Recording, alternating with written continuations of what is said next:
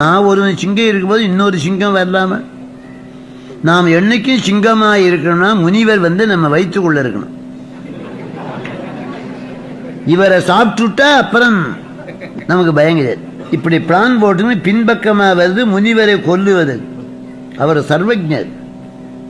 வா நாயே, இப்படி ஆ நாயே, இப்படி கெட்டு போ நாயே, தண்ணி எடுத்து அழிக்கிற, உண்மையில தப்பில்லை, உன்னை தூக்கி மேல வச்சனே எந்த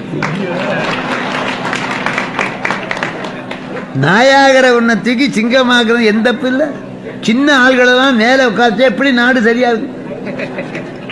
பீஷ்மாச்சாரியார் சொல்றார் தர்மராஜா சாந்தி பருவத்தில்.